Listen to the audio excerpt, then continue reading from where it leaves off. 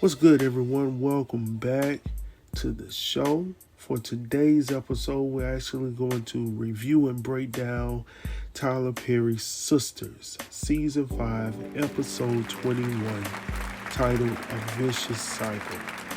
Alright, so let's go ahead and get into it. Alright, everyone. So this episode starts off exactly where we left off the previous week, with Zach and the mystery man at the door. So we later find out that this man's name is Joey, and he claims to be the baby father to Fatima, right? So he claims that they have a 9-year-old son. They met back in Washington, D.C., and Fatima left them there. And the reasoning for his showing up right now, 9 years later, is that his son is asking questions. All right, first things first. Let me go ahead and get this off my chest, ladies and gentlemen. I wish that Tyler Perry would not allow these guys, these grown-ass men, to act like this on this show. First and foremost, we do not talk like this.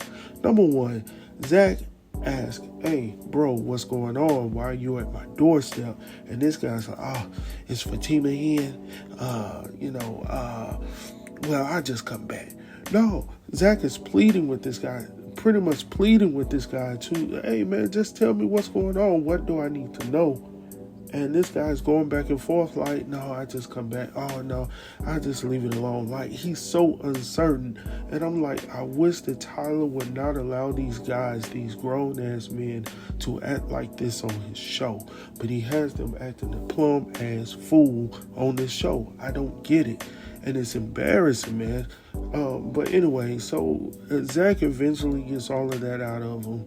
And Zach then turns around and he asks the guy for his telephone number, and he was like, oh, she got my number. But he never gives the number to Zach. I'm like, what the hell? Like, what is going on? I still think that, I'm not even sure, man. I really want to say that I don't believe that he is who he say he is, because he's so quick to just say, okay, he's gone. You know what I'm saying? Like, if you came all the way from Washington, D.C., or wherever you came from, you came down there on a mission, then all of a sudden you just disappear out of thin air. Like, I don't get it. All right, so for our next scene, we got Danny and Preston. Now, this is another scene that irks me to the core, because number one, I don't know where this guy keeps coming from. I thought Preston was gone. I thought that nigga, when he left Danny's house, I thought he was gone. It was over. We possibly wouldn't have seen him again, but for some daggone reason, Tyler Perry keeps bringing this non-acting Negro back into the show. I don't know what's going on here. So he's going back and forth. First of all, the nigga lies. He says, I'm flying out. And Danny's like, okay, but you're flying out here from my work area? And that's a cool little question to ask, because every time I'm at work, nigga, you showing up. Like, what's up with that? Like, are you stalking me? Or are you really trying to get attention from me? These are smart questions to ask. So anyway, while they're going back and forth with that, he eventually conveys to her that, no, I'm not really flying out. I'm waiting on Mindy. Now, here we go again with this whole daggone Mindy situation. So I guess we'll finally meet this mystery woman that he's been putting or hanging over, Danny's head this whole time, trying to force her to marry him. I'm not sure what's really going on here, but it's really getting on my nerves. Like, Preston needs to go. He really needs to go. And then while they're in the midst of their whole little, squabble or whatnot, Q comes out of nowhere and he asks Danny, oh, is this man bothering you? Like, she's like, hey, can you move on? Get the heck out of my face. Like, bruh, I don't want to talk to you. And I guess, can I just say this? These two Negroes right here, Preston and Q, they need to go from the show. There's no more need for neither one of these guys. Their storylines are whack. It's time for them to go. I believe Tyler Perry has, pretty much strung us along long enough with Q's storyline. I mean, Q has been able to survive every week without his name being mentioned. You know what I'm saying? He's been able to survive a whole month and a half without his name being mentioned on an episode. So I'm like, what in the world is going on? So anyway, so in the next scene, we see Hayden and Gary. So we just went from Preston and Q. So these are two dudes that need to go. And then we're coming to two more whack individuals that I feel personally like they don't need to go. One of them needs to seriously be let go. But, I'm leaning on both of them. Look, man, I'm so sick and tired of these. First of all, Gary is doing all of this for Andy. Andy is not really into Gary. If she was, she would be with the nigga. She's not even with him. And he's doing all of this to get at Robin to win Andy or to keep Andy away from him. Like, bruh, this is ridiculous. And then Hayden is doing... I can't even talk about Hayden right now. Well, I'm going to save all my energy to talk about Hayden later. All I'm going to say in this scene right here, they're talking about, he don't have the money. You see he's scared and all this stuff. Like, dude, you do not know what this man got. I believe that we'll possibly see that next week that he'll come in with the money. I got a strong feeling about that. I do not believe that Tyler Perry is getting ready to write Robin's story, his character out of the story as of yet. So look forward to that. But I'm so sick and tired of Hayden and Gary and all this jealousy. Once again, this overly, they take all the weaknesses or the cliches or all these things that women think about men and they just put it into the story and oh my gosh. Let me move on, man, before I get pissed off. All right, so next we see Hayden and Gary talking, and while they're talking, Heather comes in and she's trying to talk to Hayden. Hayden, rudely acknowledges her and tells and instructs her to go to his office and go sit down, and in a rude type of way. And I'm like, what in the hell, bro? Like, how are you able to treat your clients like this and think that you are going to get far in that industry? There's no way in the world that this guy is making the type of money that he potentially could be making. If you're going to treat clients like that, there's no way in the world that you're going to be able to... How in the hell is he able to get this money to put up? I'm just interested in all of this. There's no way that he would be that successful. I know there are some jerks out there, but damn. You know what I'm saying? Like, bruh. Anyway, so while he's talking to Gary conveys to him that he'll be back at 4:59 p.m. Like, I'll be back. Like, bro, that money is going to be in there before then. I'm predicting that money is going to be in the business banking account before 4:59. Nigga, you ain't even going to have to show up, homie. That's just how I personally feel. But we'll see what Tyler Perry does. He has some type of slick type of way to, twist and turn this whole situation and make it something totally different. So we'll see how it turns out. So after that, we see Fatima in her office. She's calling Hayden's new boo thing, Tamara. His in between the sheets, his sweet thing, Shaka Khan, baby. I was so ready to get into that discussion, but I gotta hold my tongue. So anyway, she calls Tamara. And she's telling Tamara, hey, Heather is here. I need you to be on your game plan. Now, first and foremost, this is getting on my nerves as well. Fatima. You hired this girl to do a job. Allow this girl to do her job. She's told you numerous times that I got you. So at some point, Fatima, you're going to have to listen to Tamara and just trust her to do her job. Obviously, she's doing a great job thus far. trust her to do her job. She works for your cousin sent her over, so obviously she's going to get the job done. But daggone, I cannot work in these types of conditions where I'm having to be micromanaged. But anyway, let's move on. I could talk about that all day. So anyway, she calls her, tells her, to make sure she does what she instructed her to do. She said, I got you. And then she calls Zach. So by this time, Zach is like, I guess he's furious at this time. He's acting like he's super overly mad at this point because of what he heard from old boy Joe, Joey. So he was like, we still having lunch, right? So he was like, yeah, we still having lunch. Now listen, once again, they got Zach acting like a grown-ass child.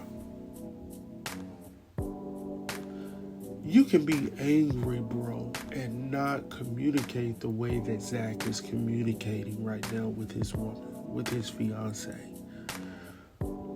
I'm going to come see you. I'm coming to see you. Like, bruh, she already knows that you're coming to see her. You've already told her this morning that you were coming to see her for lunch. Just play it cool. Walk in there and talk to her as a man would. Hey, let me come and talk to you. But he's not going to do that. Once again, he's going to level 20. He's acting as childish as ever. And I just don't get it, man. Why they got Zach acting as a grown-ass child. So, man, let's move on, man. It's getting ridiculous. So, next we see Sabrina and Calvin. Now, let me say this before I get any deeper into this episode. This episode here, I would have to admit that it's a lot better than the last few episodes. It has some type of substance to it this time, even though it irritated the hell out of me. There were a lot of things that could have been done differently. There were some scenes in here that really didn't need to take place, but I guess, the fluff had to be there somewhere. So let me go ahead and get finished up here. So Sabrina and Calvin. So we see Sabrina and Calvin. They're sitting what looks like in a waiting area, waiting on Maurice to be released from jail. And, they're having this side conversation talking about what's taking so long. And Calvin is pretty much in his feelings, and he's like, maybe your African didn't come through. Maybe his money didn't go through. And Sabrina's over there trying to protect her new boo as well. Like, don't say that, Calvin. Yes, his money did go through, all of this stuff. So Calvin is still in his feelings, man. But Calvin, I need you to understand something, bro. This girl is not interested in you. This woman is not interested in you. Let's go back to some of the comments she made in this scene. Calvin asked Sabrina, are you interested in this guy? She says yes. And then he says, well, what about us? He's talking about he and she. He's talking about her, me, and him. No, talking about she and he. See how confusing that is? No, he's talking about, hey, what about me and you? You see what I'm saying? And she was like, what about us? Like, what about us, Nick? Like, there's nothing going on with us. Like, you are not the one that she wants, Calvin. And as long as you've been by her side, as long as you've been trying to make things right with her, even though y'all have gone through this back and forth, she's not looking for you at this moment. She's not checking for you, bruh. Let it go.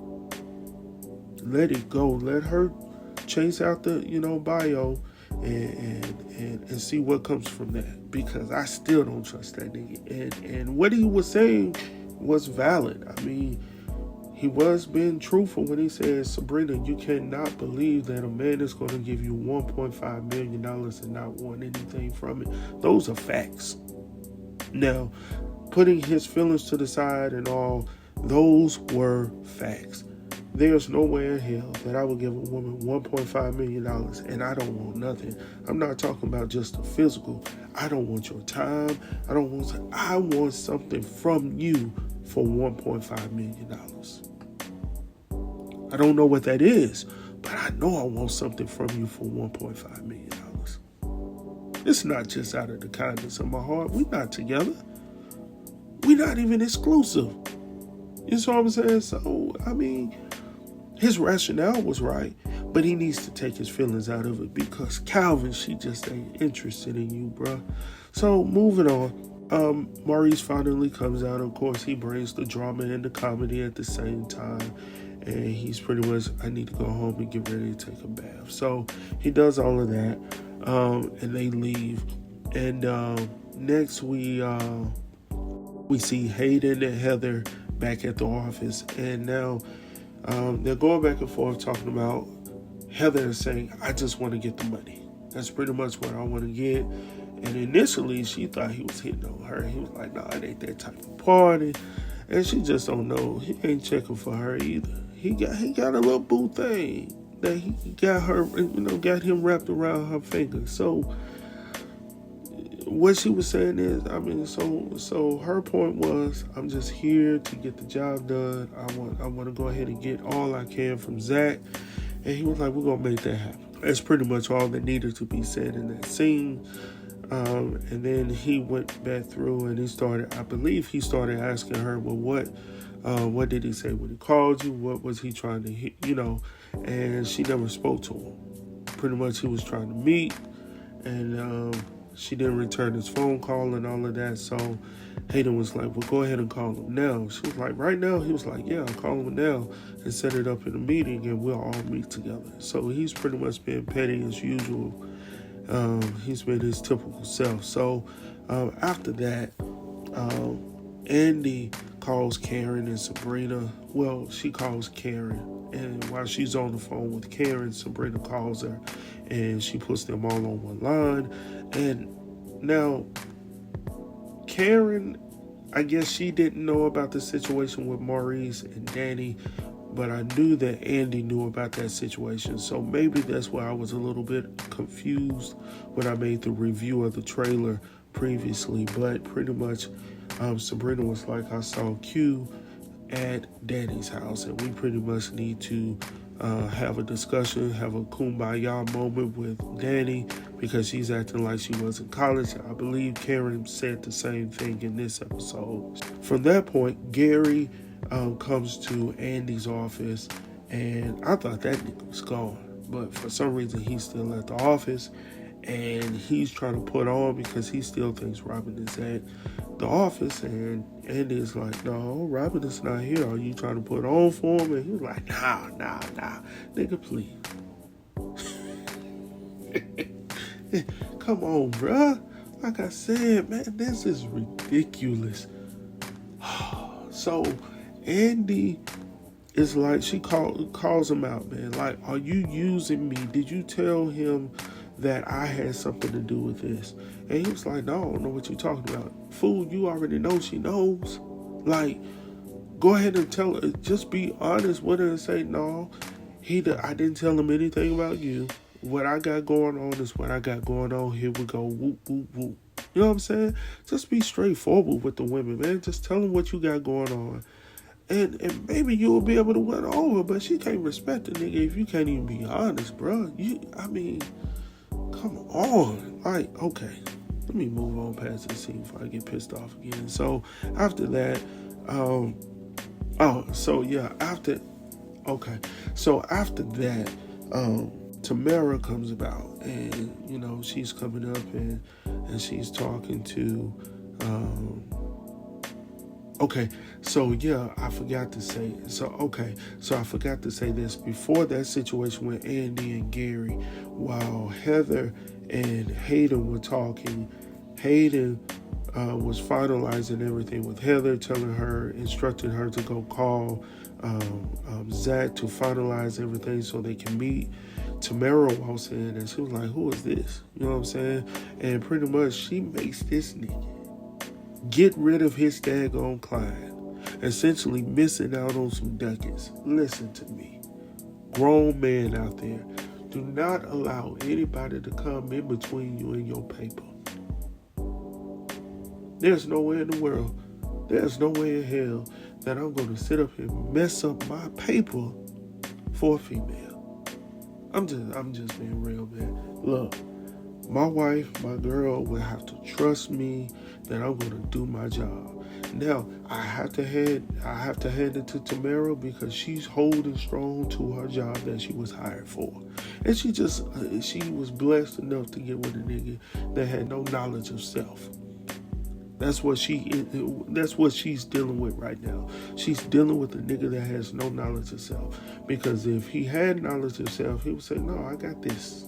You know what I'm saying? I'm gonna go ahead and get my bread, and I'm gonna be able to take care of you as well with the bread that I generate from this case right here. But of course, he's a simp, man, so he goes ahead and takes the bait. Now, if you don't want me to do it, I ain't gonna do it. Now, man, are you that daggone? See, goddamn. I ain't even gonna say it this episode because I feel like I say that every daggone week, man. Look, y'all already know what it is. She got some, man. Anyway, Hayden lets go of Heather, and then after the Gary and the Andy exchange, we then see Heather hard stepping into Fatima's office. Like, what the hell y'all got going on here? What type of games are y'all playing in this place? And Fatima's faking like she don't understand what's going on. Like, what do you mean? What do you mean? So Heather's like, Hayden just let me go. And I need to go get me an attorney. So pretty much Fatima says, why you need to go through all of that? Just talk it out with Zach. And she was like, no, I'm going to give me another attorney. She was like, no, I wouldn't do that if I were you. She said Zach is very, all these things, flattering things about Zach. So she was like, you think I really need to talk to him? She was like, yeah, I would do that. He'll make it right. So I got a question for you, Fatima. If you believe all of that, why did we have all that stress the last few episodes with you in a daggone image or a picture that looked like he was kissing Karen? See, it's so funny that we have all of this drama, but there should be no drama if you really trusted your significant other. But it's so funny now that you trust that, but does he trust you? I'm just saying, man, like I said, there was some good parts in this show, and there were some parts they could have done away with. But anyway, so after that situation, Heather decides she's going to give Zach a call. She said that she called him, he didn't pick up. She was like, well, just keep trying. So I guess I just assumed they're going to talk that out. All right, so then the next thing we see Maurice, Sabrina, and oh boy, what's his name? Calvin. I almost forgot his name. Walking into Maurice's apartment. When you get in, you obviously see that there's a chair knocked over. There's no furniture really in the apartment. And the TV and everything is going off the wall. And Maurice is like, what in the hell is going on here? Where's all my furniture? What happened? And this nigga chooses to go off on Calvin. And I'm like, what the hell for? Like, bruh, we're going through this shit because you brought this man into your house. Now, Sabrina was a lot nicer than I would have been. A whole lot nicer than I would have been, because you've also lost me my job as well. And I know we are friends, but we have to call it how it is. We have to call it like they used to say back in the day, like a TI is. All right? We're going to have to say it. Listen, Maurice, this is your fault. The reason why we're going through all of this is because of you, because you could not get over, having a man in your life. Like, you cannot be that desperate. There's so many lessons that we can learn from this episode, from Danny to Maurice to Calvin to Gary. All of these individuals in this episode got something going on that we can learn from, that we can glean from, and try to apply it in some type of way or another to our lives, like what we can do differently if we were in these predicaments. But this right here, you going off on Calvin because you feel like he didn't stand up. Oh, he's a man. He's telling this to Karen. Well, Negro, you're a man too, and what you should have said to Q was, no, you cannot stay here. You should have listened to your first thought and said, nah, nigga, you can't stay here. But now you're mad at the world because of the decision that you made. And that's the point of all of this. You cannot get mad at people, at individuals, because of decisions that you chose. Did nobody choose that but you? You were the reason behind all of this, Mari. So let's go ahead and move on, because that didn't do anything but piss me off, man. But Sabrina was like, no, that man almost killed Q here. Now, I mean, I didn't really see no killing involved. I know he beat him probably about 6 or 7 times with a golf club, but I didn't see no killing. I probably would have allowed him to hit him a few I probably would have allowed him to hit him a few more times, man. But like I said, once Maurice heard that, he was like, what? You mean Calvin was in here fighting for me, you know? And Sabrina's like, yeah. Because Calvin is just being used around this whole little situation. He's being used by Maurice. He's being used by Sabrina. They're taking his kindness for weakness. Bro, go find you some people that have some know about themselves and are willing to be with you like you want to be with them.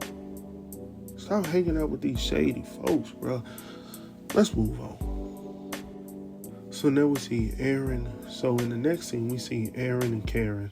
They're talking in Karen's office at the salon. He's trying to get her to eat some food. She's talking about she's not feeling well and all of this stuff, but he's encouraging her to eat. So while he's in the office with Karen eating food, old Nosy comes in. She puts her head in the door and she's like, oh, you got a visitor. Karen was like, oh, okay. She was like, no, not for you, for him. There's a woman named Jennifer out here. And he was like, oh, okay. He just had a look on his face like, oh, okay. So she's standing in the middle of the salon. He's shaking his head as he's walking out. She got her arms crossed, and they head outside. So old Nosy is standing in the middle of the floor, and she got her hands on her hips like, okay, you gonna go out there and check your man? And Karen is like, nah, I ain't really worried about all of that. So now they go outside, and they're having this whole dialogue going back and forth outside on the parking lot. And Karen ain't saying none of this at this time, but she calls him John. Now, I'm interested, why is she calling him John? And he's like, please stop calling me John. Then she smacks him and all this stuff. So this is obviously something personal, not for sure. But Karen decides she's going to walk her little pregnant tail out there, even though we don't see no baby bump. I'm just saying. Maybe she's a couple of weeks pregnant. I don't know, man. But we'll see what's going down. But I'm interested in who this Jennifer lady is, and I'm really interested in who John is, because I thought his name was Aaron. But now we got a new character, don't we? John. Now this is probably the most intriguing part of the show. Just my take. All right, so lastly, we have Fatima back at the office, and Zach is in the break room, and he's walking back and forth, pacing, and I guess he's real seriously ticked off at this moment. And she's like, what's up? Why are we getting ready to go? And he was like, no. You need to answer my question first before we get started in any of this. And he was like, do I know everything about you? And she was like, yeah. And he was like, no, I'm going to ask you one more time. Do I know everything about you? And she's like, yes. So at that point, he's getting more and more, furious at that moment. So he was like, okay, so can you tell me about your 9-year-old son and Joey? And she has this look on her face like, And that's where we end, man. So I want to know your thoughts on that. Tell me what you think about this whole situation and what you're predicting that's going to go down on next week's episode. All right, talk to you soon. Peace out. Peace. Oh, make sure to like and subscribe.